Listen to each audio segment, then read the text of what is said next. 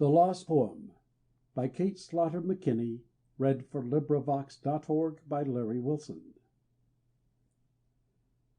Long ago, beside my window, with an open manuscript, I sat looking on a forest that with gold and brown was tipped, heeding nothing save the sighing of my own heart and the trees, when into the open lattice like a whisper came the breeze, lingered at my lips a moment, past my temple, then it crept, and from out of my listless fingers an unfinished poem swept. "Stop!" I cried unto a footman that was passing on the street, "I will give you 30 shillings if you'll bring me back that sheet." But he gazed into the heavens as he would upon a kite, And I watched it sally upward, fading faster from my sight. Then I said unto a swallow that flew by on rapid wing, "Open wide I'll throw the granary if my poem back you'll bring."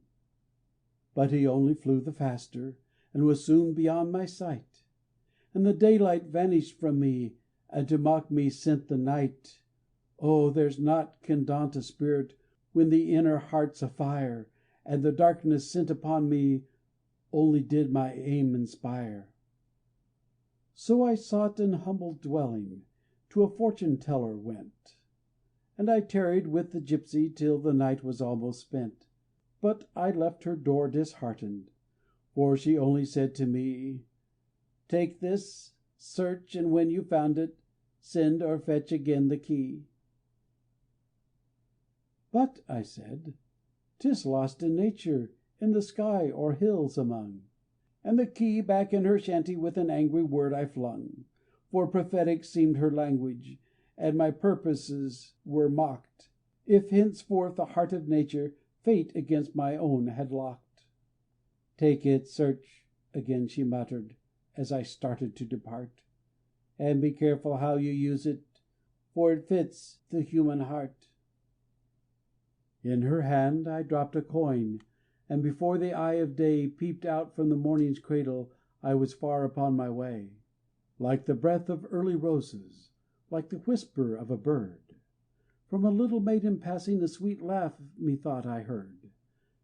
"She has found it," I repeated. "There's no use for any key." Said the pretty little damsel, "My heart's open, don't you see?" Yes, I saw, and there were treasures such as kings would love to own, Who would sacrifice to gain them e'en a jewelled crown and throne. Buds and blossoms, song and laughter, humming birds and butterflies, Singing brooks and sparkling fountains there, and peaceful were the skies. But the poem, it was missing.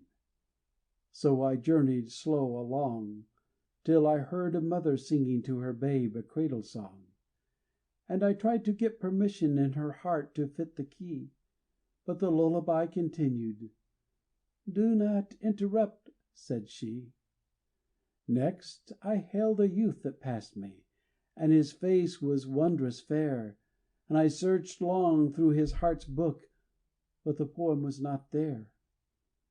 "It is lost," I cried with sorrow, as despair held out her cup, And I quaffed the bitter liquid, and the idle search gave up.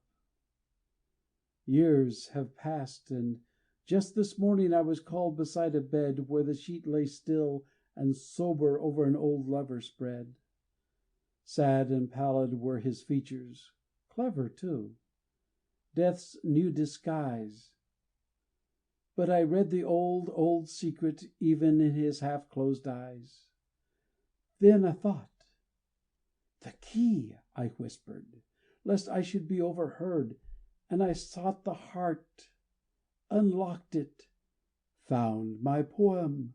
Every word oft revised it was, and polished wore the features too of fame, And I read with strange emotion just below inscribed my name. Oh, it was a trying moment. If the poem I should claim, I could mount upon the ladder to the topmost round of fame. But my evil spirit yielded, for I could not rob the dead. So I locked the sacred prison, and above it bowed my head. Rather would I find engraven in a steadfast heart my name, Than in shining words enroll it high upon the tower of fame. End of poem. This recording is in the public domain.